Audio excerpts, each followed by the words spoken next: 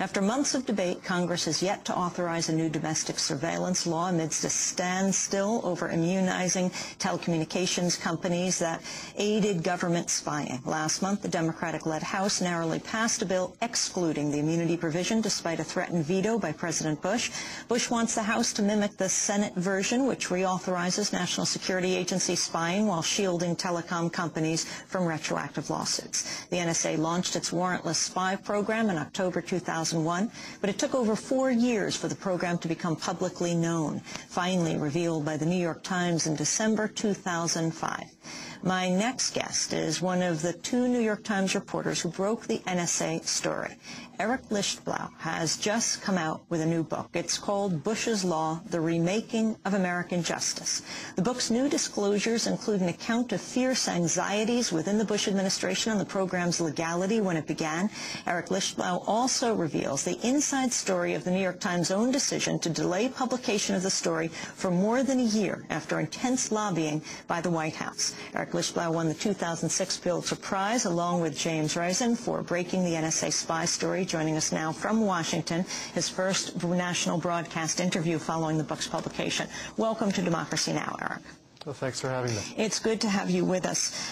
You say that the war on terror that the Bush administration employed to mask the most radical remaking of American justice in generations. Explain. Well, what we've seen since 9/11 is really a historic shift, as I try and lay out in the book, in the way we look at intelligence and law enforcement and the role of the federal government. It's akin to what Hoover did at the FBI in going after organized crime in the 50s and 60s or against communists. It's just a remaking of the sense of what the federal government's purpose is. After 9/11, Bush and his top advisors, Rumsfeld, Ashcroft, Gonzales, Cheney, certainly, said this will not happen again. And they made clear that every branch of the federal government would be tasked to remake itself within the Pentagon, within the Justice Department, within the CIA, within the NSA, to ensure that every possible lead, every possible tangent that could lead back to al-Qaeda would be checked, would be scrubbed before another attack could happen. Now, what was lacking in that pursuit was really the checks and balances that we've taken for granted in terms of constitutional principles, and that's the story that I try and lay out in the book.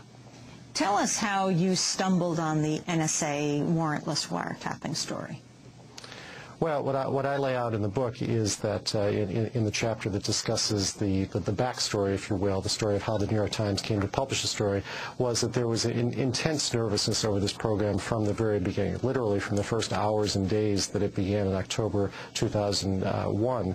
There were people within the government, within the FBI, within the Justice Department, who were worried that the NSA was doing something illegal. Remarkably, they kept a bottle on that for the better part of 2.5 years. My partner and I, Jim Risen, simultaneously but separately began hearing some of these rumblings in 2004 through sources that we had. I covered mainly Justice Department issues. Jim covered mainly intelligence and CIA issues. We both began hearing things in 2004. At the time, we only learned later, it was at the time that really there was this revolt within the government that led to the near resignations of more than 20 people within the administration over this program. What we were hearing was really the steam blowing over on this program, and that led to months of reporting that led to internal strife within the paper over whether or not to publish this paper, whether or not to publish this story, and the paper initially decided, after really agonizing internal deliberations, that because of the administration's insistence that this could harm national security, it would not publish the story.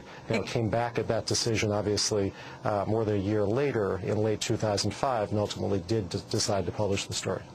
Explain what happened, because this was not just any date when the New York Times squelched the story in 2004. It was right before. You're referring to the November 2004 election, I assume. Yes. Yeah, I think that the timing was more or less coincidental, but yes, the period around which we were discussing this was October, November 2004. There was, as I describe in the book, there was a draft of the story in hand with the outlines of the program as we essentially know it today in hand. And the paper went over that draft, went to the administration, discussed what we knew, heard out the White House in great detail as to its objections, ultimately decided just before the election of November 4. As I say, the timing was somewhat coincidental. That couldn't be removed from the debate entirely, but it was really a matter of happenstance that we happened to be debating this right before the election. Decided initially before the election that the editors felt we did not quite have enough to go, then came back at it immediately after the election, decided we still did not quite have a story that we could publish given the administration's insistence about the national security concerns. Eric, explain the meeting. Explain the meeting that the New York Times first had with the White House. Who was there? Sure.